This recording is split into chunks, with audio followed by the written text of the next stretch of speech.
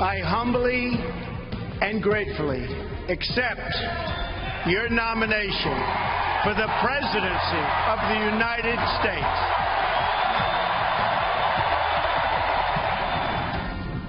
There you go. It is Friday, July 22nd, the Republican National Convention in the books. And it was a huge night for Donald Trump as he formally accepts the Republican nomination for president. It was a huge night for sure. And good morning to you. You're watching Fox and Friends First on this Friday morning. Good morning. Heather Childers. Yeah, good morning to you. I'm Abby Huntsman. Donald Trump vowing to fix America, promising to be the law and order candidate as he takes direct aim at Hillary Clinton in a rousing speech on the closing night of the convention.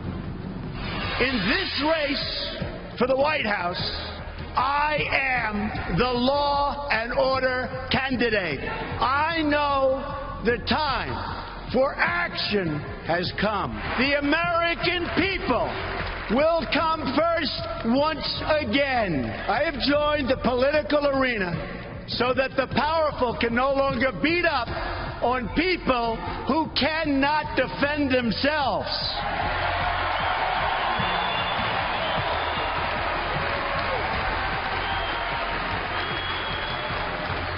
Nobody knows the system better than me.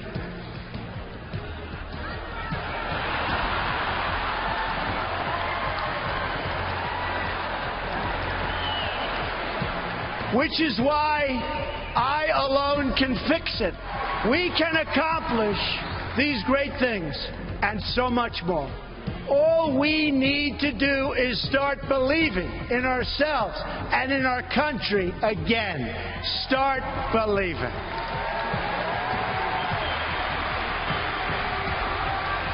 It is time to show the whole world that America is back, bigger and better and stronger than ever before. This is the legacy of Hillary Clinton. Death, destruction, terrorism, and weakness.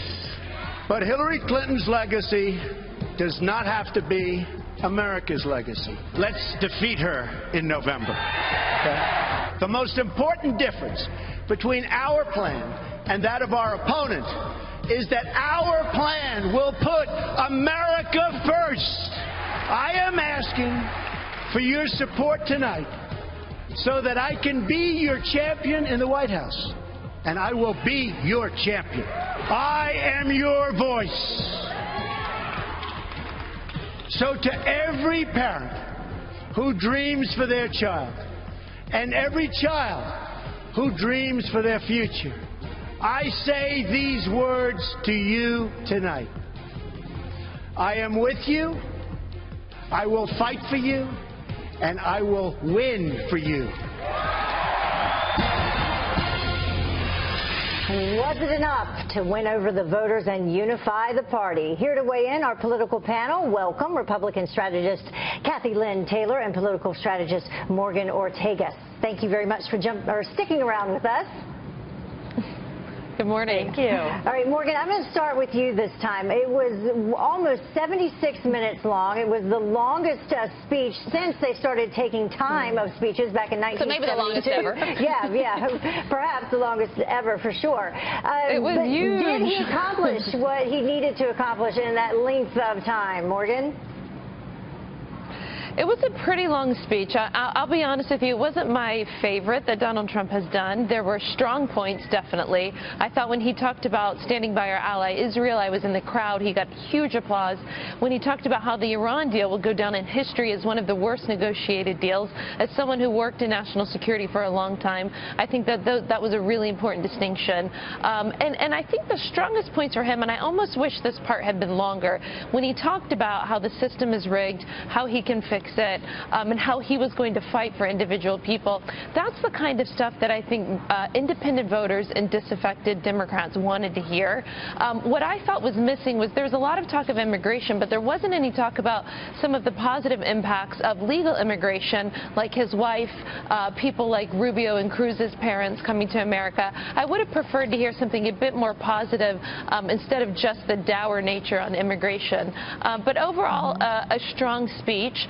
And I think, as I said earlier, of course, my favorite of the night, I think the star of the show was his daughter. I think that she delivered a message to millennial women that really spoke to me. She talked about, she was warm, she was open. She talked about women needing to get equal pay and needing advancement opportunities, especially when they're having children.